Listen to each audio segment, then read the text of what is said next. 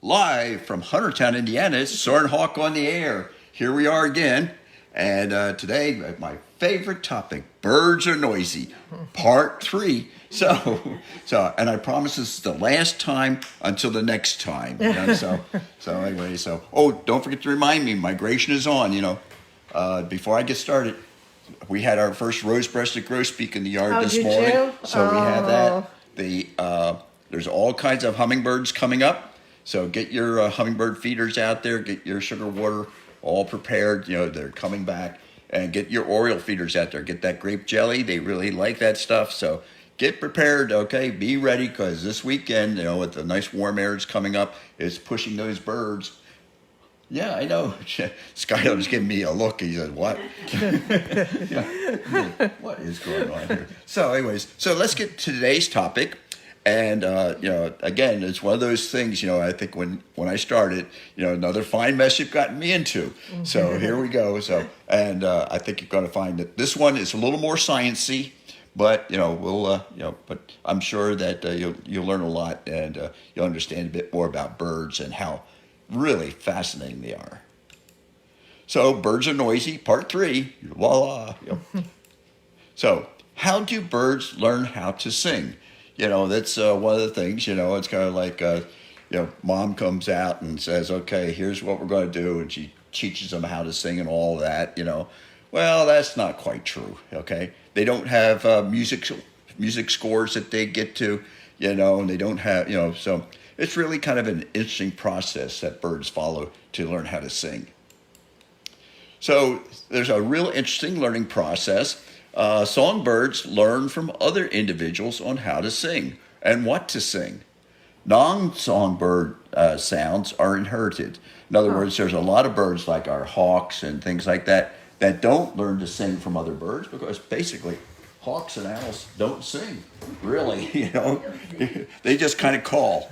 So there's not a whole lot of developments done in their songs. It's hooting or screeching or whatever. So they don't learn, so they don't inherit their songs. In other words, they're inherited. It's already in the brain, okay? So it's already wired in. But songbirds learn how to sing just like whales, humans, and some bats. So they learn from others on how to sing, So, and they also learn songs that work with their acoustical structures. So, so a little bird doesn't make a deep sound, and a big bird doesn't make a high sound. So it's really kind of an interesting thing on how this all develops. There's a co-development. And I think I was talking to one of the teachers up at Goshen the other day about how things are co-evolutionary. So things go, one thing occurs, then another thing follows it, back and forth and even out. So first off, we're going to learn about how songbirds learn how to do their songs. And it's 4 steps. The learning is in 4 steps. The first step is this critical learning period, and that lasts up to a year. That's usually the first year of the bird's life, okay? And there, they start off with a basic pattern that's already in their brain, and they make some basic chirps and chitters and things like that, but they really don't have a song. Then, during the second period of time, they have what they call a silent period, where they sit there and kind of think about things. They cogitate on it, they sort out the sounds that they're hearing, and they store some of those sounds in their brain, and they start evaluating how they're going to do their songs. And then there's what they call the sub-song period. This is when they start experimenting, So it's like, you kids, you sit there and you start practicing on the piano or something like that. So you do your scales or something like that. And sometimes you get some people that are really good at the piano, and they start playing and they start improvising and things like that. But then the final period is what they call the song crystallization. That's when the birds put all those phrases together, they organize things, and they can actually make beautiful music. So it's just like musicians, You go out there, you get some people that are very good. They go right up to a piano at the age of 4 and voila, Rhapsody in Blue or something like that, And then there's people like me at the age of whatever, doing chopsticks. Okay, so there's a little bit of stuff that goes on there, but so there's so those are the 4 periods that the bird follows in order to develop its song. So the first year, basically, birds don't have a song. They have chitters and chaps and things like that, and so what they got to do is they got to learn. And, if they're fortunate, they learn from the right person or right thing, And yet, we have some birds, like our mockingbirds, that have a lot of bad teachers, okay? They learn things like fire sirens and horns and stuff like that, So there are some, but most of the birds, they have good teachers, and they have to learn. So to give you an idea, this is Crackers, my rooster. Okay, he's no longer with us, but he came to us as a chick. We got him as a day old, and he's one that survived. He didn't make it out here to the pens. Okay, so he survived, and he lived with our quail, and so he would be in there with the quail and stuff like that. So one day he was in there, and he went.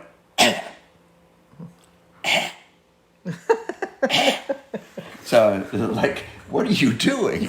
Well, this is the first stage, okay? This is the kind of the basic stage that he had there going on. So what I did was I did my big rooster call. Well, he kind of looked at me, kind of shook his head, Next morning I go in there and he goes, and slowly, over a week, we learned to crow together, In fact, the first time he did a really beautiful, perfect crow, he jumped down and hid behind the seed sacks. So he went through the stages, okay? He had the basic thought process. He developed that a little bit. He needed some encouragement from another rooster. That's me.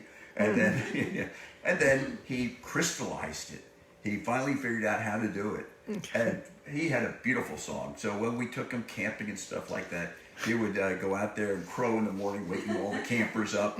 And they said, it was just like living in the country. So it was really great. So anyway, so that's the basic process. But if you want to get more technical about it, okay, here's the technical process, and you can see. So here we are. We start with a template, okay.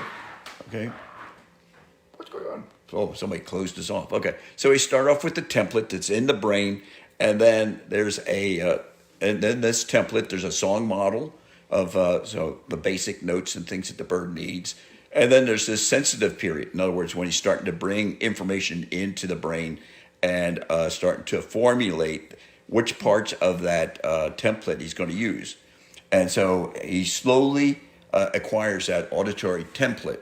So he's getting his brain, his pattern that he has in the brain. He's getting material coming in from the outside, and that starts developing a template that he can work with. So, and then as you get when they get to over a year old, and you get into the point of where now you need to have the songs, you have things like testosterone getting in there that gets that sub song going.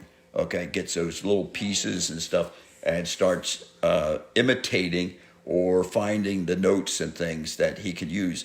And then finally, he gets feedback. In other words, as he sings, he listens to himself and he makes corrections, just like we do, when we're forming words and stuff. I mean, when you went through nursery school, A, B, C, and, that kind of thing, and you started listening, and how did that sound in your ear make that sound come better out of your mouth? Okay, so and then of course, so that plastic, what they call plastic song, or in other words, that's the one that's being manipulated, is now matched up with the template, and that comes.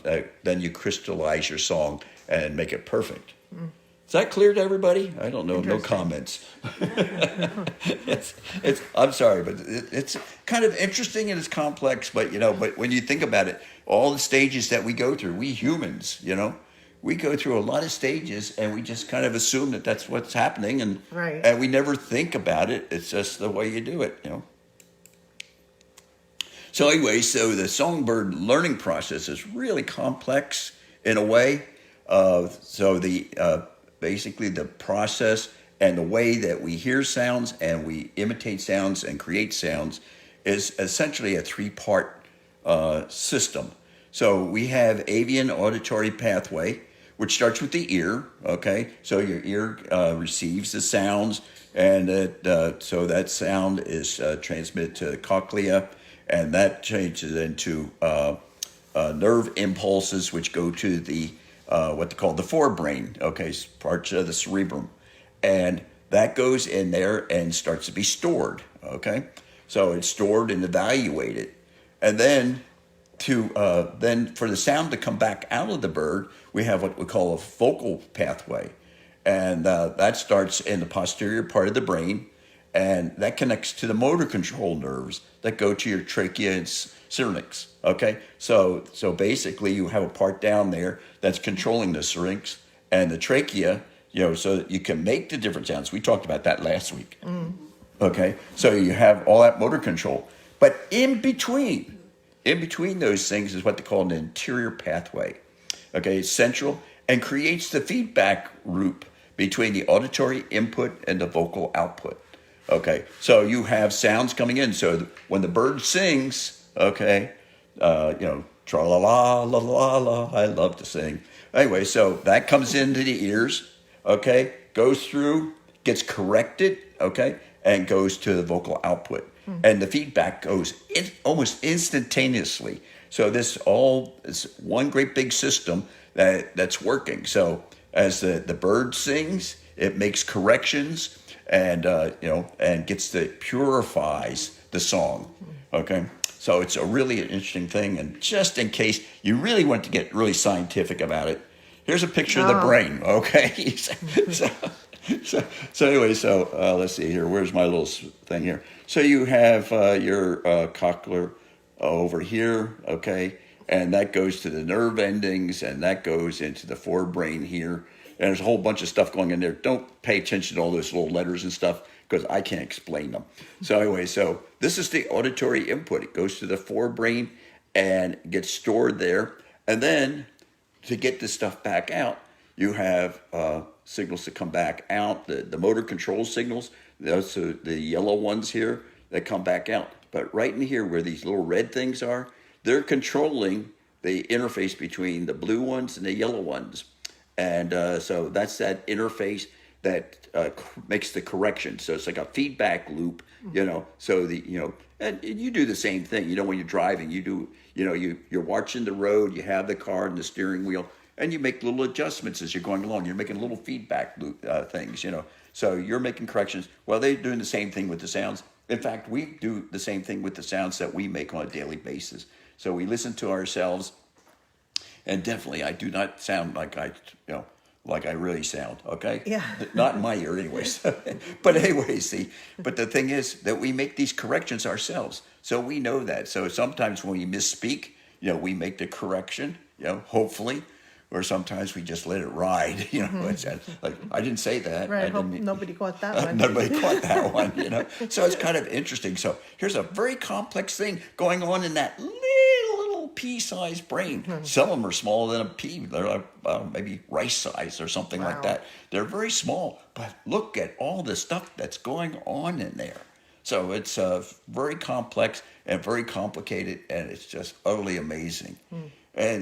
And the amazing thing is, these birds develop this in a year or two, but most birds don't live that long. I mean, probably the average songbird lives about 5, maybe 7 years, and that's it, and over that time they have to develop from being an egg essentially to a little chick, to a fledgling, to an adult, immature bird, up to an adult bird, and be ready to breed within a year or something like that, and do all these things, So really, really just a miracle, So anyway, so the kind of voices that birds make, I don't know if I mentioned it or not last week, but I may have. There's dialects. If you listen to birds here in Indiana, they sound different than the birds over there in Pennsylvania, maybe, or the birds out west. The first time I was out west, I heard a sparrow calling, but I couldn't identify it Well, it was a song sparrow, but it didn't sound like my song sparrow that lives in my yard. Similar, but not the same. So they have their own dialect, just like people have a dialect depending on where they live. And part of those dialects are caused by things like the area you live in. Like I'm from South Jersey, so I'm in that Delaware Valley. So I have that sound where I have my R's that I put in after an A. Yeah. So like I wash my car. Okay. And that's definitely different than northern Jersey, where I'm from. So Yeah. Those guys up in northern Jersey, they kind of talk real funny up there. I don't know about that. And that's the next one, mimicry. See, I was making fun of her, and I was mimicking what she was doing. But yeah, a lot of times the birds will grab onto a song, and they'll listen to it, and they'll say, "Okay, I'm going to try that for a while and see how that works." And if it doesn't match up with what they have in their brain, they reject it. So it's always interesting, and I think I mentioned last week that a lot of birds that come up, usually the first year birds are coming up from South America or coming up from Africa up to the northern hemisphere, are carrying songs with them that belong to other birds that are not native to this area. Mm-hmm. And so they use those songs for a couple weeks, and then pretty soon they drop those songs because now they have neighbors who make the right songs, the correct songs. Huh. So for about the first week or so, they're imitating things, and it gets a little confusing at times when you think, what was that I heard? Which is always why I say, you never count a bird by what you hear. You always go and look. Yeah, interesting. Seeing is believing. And then there's things like female songs. There are songs that females do. Sometimes they're complementary to what the male, and so they sound very similar to what the male puts out. Sometimes they're not much of a song at all. Essentially, the male sings a nice song, and she says, "Yes, dear." That's it. Just a few little whistles or something like that, and everything's fine.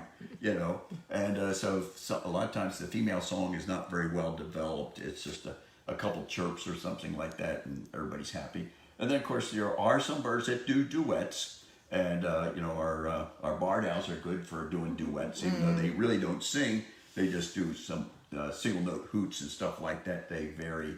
But there are other birds, like one of my favorites is a kind of a wren type bird. It's called a Donacobius, and we'll do a duet, each one finishing off each other's phrase or pattern or that kind of thing. And so they'll just really sing together, and they have a great time doing it. And so you'll find some birds that do duets. Not too many up here in the northern hemisphere, but you find them in the tropics a lot, particularly in Australasian birds. You'll find them in those. So why do you sing? Okay, what's the point to singing? I know you're happy. Okay, sing because you're happy. So a lot of it has to do with mate choice. Okay, and in mate choice, first off, birds sing to eliminate competition. So when a bunch of males come up or something like that, they're trying to find females, but they're also trying to establish territory. So they establish their position by being a great singer. So they get up there and they sing out loudly and everything, and it just basically says, okay, the rest of you guys can get away from here. There are some birds that don't do that. They actually compete on site as competitors. So they'll have like what we call a lek, where they'll group together and then they'll compete with each other. Who has the best song, that kind of thing. That's pretty neat. So they'll sit around in different trees and things. So it's kind of a neat thing. So there is a competition, so that the female chooses the right guy. Also, it's a indication of mate quality. How good a guy is he? So has he long, and mate quality, the song quality is basically how good he does with you might say, the acoustic structure of the songs that he sings. It's just like when you you go to a concert or something, or one of these musical competitions where people are judged on how well they do their get their timing and all these things just correct, and they have a good structure of the music that they're playing. So that's part of it. Part of it's how big is your repertoire. Some songs, some birds just have one song they sing and that's it. That's all the words they ever learned. But there's others that have all kinds of songs, like our cardinal. Cardinals have at least 36 different identifiable songs. Wow, wow. So they're, they have their morning song, they have their afternoon song, they have their evening song. There's all kinds of little songs out there. So, so when you're out there listening, just observe and see who's singing, because they have a lot of it, learning ability. How well did they learn to do songs? And if you learn to do songs well, how many other things do you learn to do well? Like finding food or finding a place to set up your nest and things like that. So, how smart is the animal? Okay. And then the performance itself, So you get out there, you get your black tie on, your tails, you look good. But, but boy, I tell you, sometimes, if you get out there with your sequin covered jacket, you really look nice, So it's so how good is the performance done? Well, like our robin that sits out here on the very tip of the pine tree every morning, just singing his heart out. Yeah. So the vocal performance, how good is it? So the question is still unresolved about mate quality and whether females go for the guy or not. Sometimes they go for the guy out of desperation because it's the last one, but sometimes sometimes they choose the best guy. So who's going to make the best father for their offspring? So mate selection, is it based on the quality of the song? How mechanically well did he do it? All these factors that we just talked about? Or is it the attractiveness of the song? In other words, is it the way he does the phraseology and, when he makes certain parts soft, certain parts loud, that kind of thing. So, and we know that, because we listen to different artists doing the same song, and some of them do it real well, and some wasted a lot of time and energy, or wasted our time and energy listening to them. So how well did they perform? Not necessarily the mechanical skills. You can have some people that are really good, quality of play and that kind of thing, but sometimes they just have no feeling into this. There's no enthusiasm in the music. So anyway, so the mate selection is dependent on, well, maybe the quality of the song or how well they've done their job. So I think that's about it. I'm finished talking about singing, okay, and noisy birds, and So I think you guys are probably that way too. But so we'll have more about this later. But we're going to be talking about other factors about birds and try to get a little more science into things. So in conclusion, Wow. Wow. Okay. So the birds are just so fascinating and so interesting, and there's just so many things to learn about them, and so, but I always tell you, get out there, watch the birds, enjoy them, that kind of thing, and, it's a lot of fun. So anyways, I'm going to talk about some things that are coming up for Soarin' Hawk. We're going to be on PBS 39 this Friday, April 30th at 7:30 p.m. So you'll see Mike and Gigi and me and some of the birds and that kind of thing. And we're going to talk about Soarin' Hawk, what we've been doing and where we're going and all that kind of thing. And hopefully it'll work out real well. And and if I put my glasses on, I can read the rest of this. I need to take mine off to read it.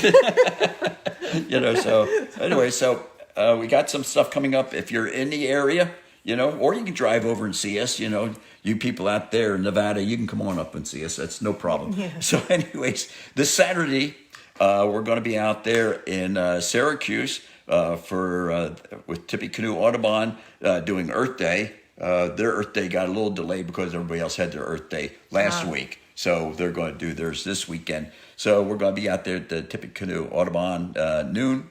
Also on this weekend, out there at the LNC Nature Park down on the White Road in Roanoke, they're going to have the grand opening of their new facility. You're really going to enjoy it. It's a really nice place, and they got one of the things that I know that Nicole here, she's waiting to get out there because she wants to hold a buffalo, and so.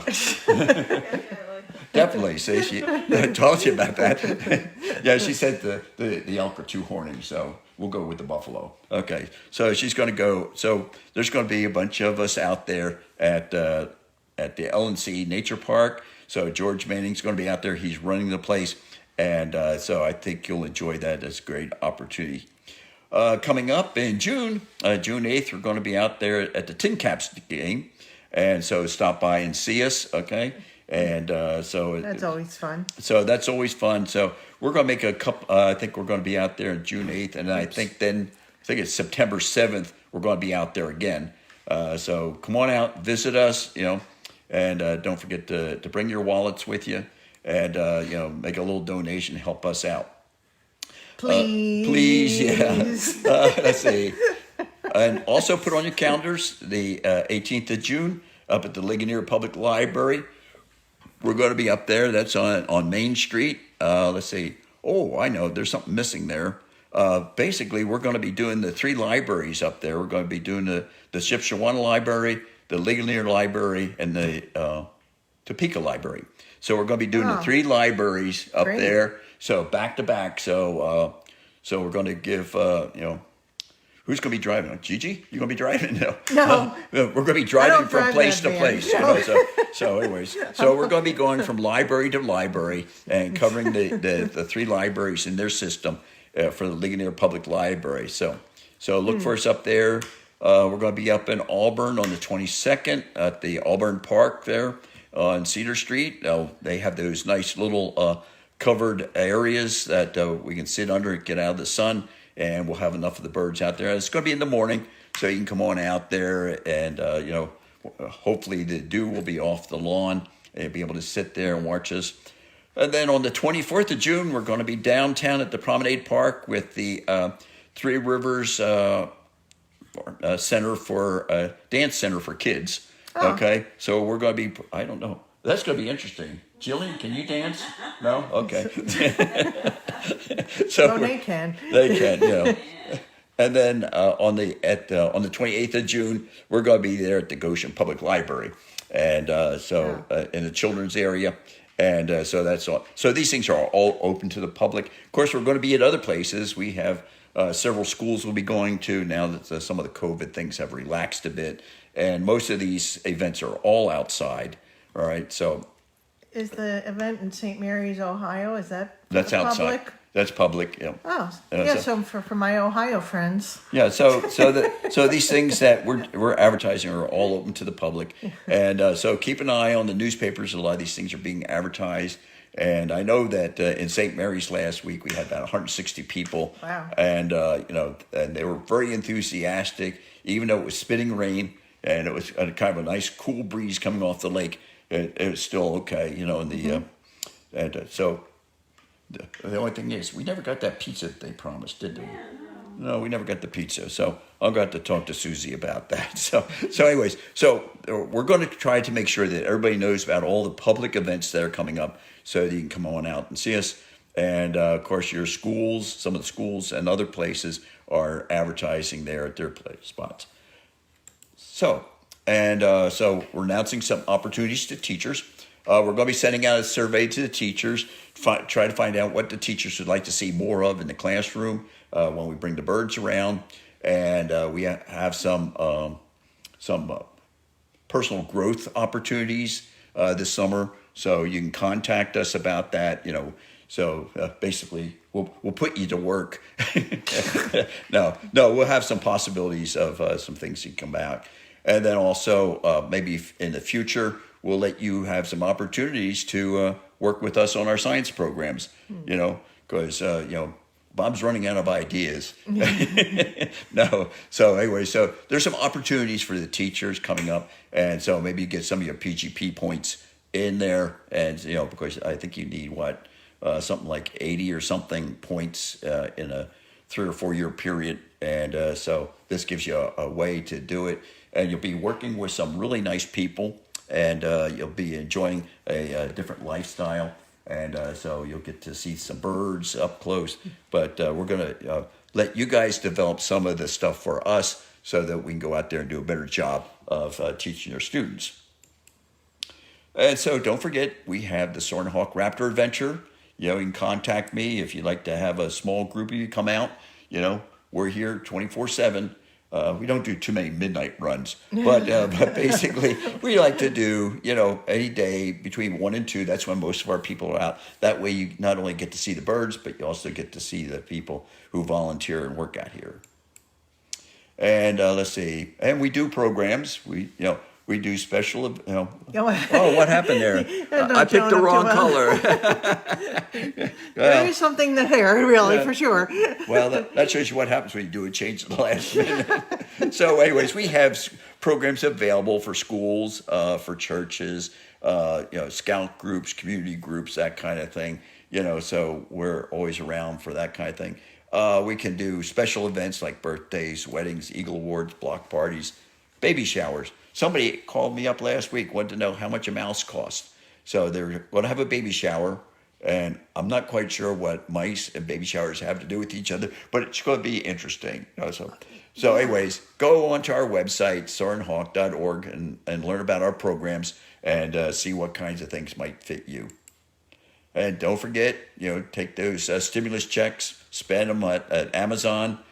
We get a percentage of what you spend, 0.5%, and it really helps us out.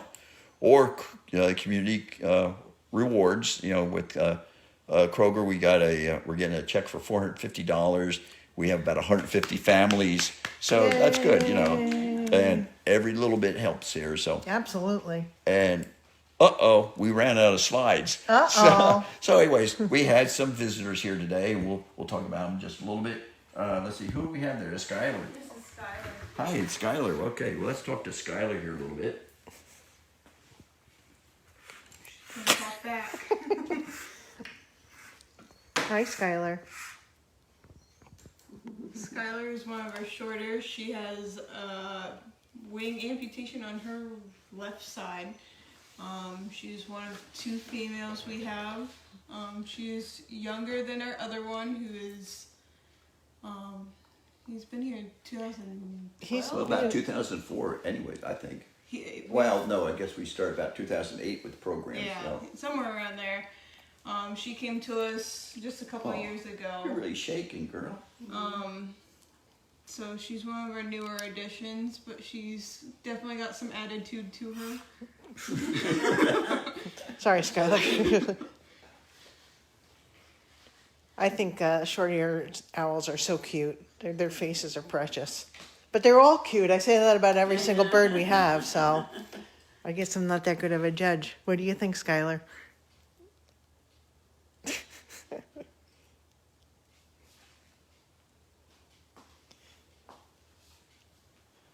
Monet is like falling asleep here. This is Monet's nap time. Usually around 2 o'clock, he gets really tired, I guess, or that's yeah, he'll fall asleep. But you've seen Monet before. He's Hi, our Monet. captive Monet. bred, so he doesn't have any injuries that you have to worry about. A very curious bird. Doesn't talk much. What do you see, Monet? You should turn the camera around. Then Facebook will yell at us. Yeah. Yeah, this really is her nap time between, his nap time between usually 2 and 5. He just doesn't care too much about anything. Just let me sleep. He's a sweet bird. We've had him over a year now. Okay, so we're wrapping up. Well, we just ran out of time already. Because Yeah. they're going to charge us extra. So anyways, this is Bob and Gigi and Nicole and Jillian signing off for today. And we'll be back next week if one of you have a topic that you would like to have discussed. We'll be here, and we're willing to bite onto anything about birds. And so there's a lot of interesting stuff out there. As you know, over the past year, well, actually, we've got about 60 of these programs in the can, so to speak. And so, there's all kinds of topics out there. And the whole thing about birds is they're really, really interesting, And so I'd like to say one thing. There's somebody commented, Josh. He said he would love to visit and interact with the birds, and he could come to one of our Raptor adventures. Right. Or if he would like to be a volunteer, we can always use volunteers. Yeah. So The more the merrier. visit our website. There's a link on there to volunteer, and just click on that. and you fill out a little form, and it goes to our lovely volunteer coordinator. She's okay sometimes. That's me. But anyway, I think that's it. Okay, so we'll see you next week. And again, if you have a fresh topic or even an old topic, maybe you want to rehash something, maybe you missed some exciting program that we did, like how to build a birdhouse, you know, or something like that, or you know, those kinds of things. There's all kinds of things going on all the time with the birds. And so if there's a territory or a thing that you want to investigate, just let us know. And you know, we're more than game to, you know, show what we're doing.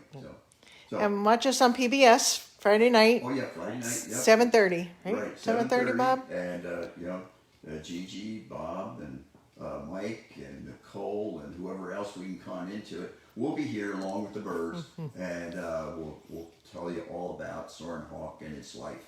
Okay. So All right. I'll see you next week. Bye. Okay. Thanks, everybody. Bye-bye. Bye.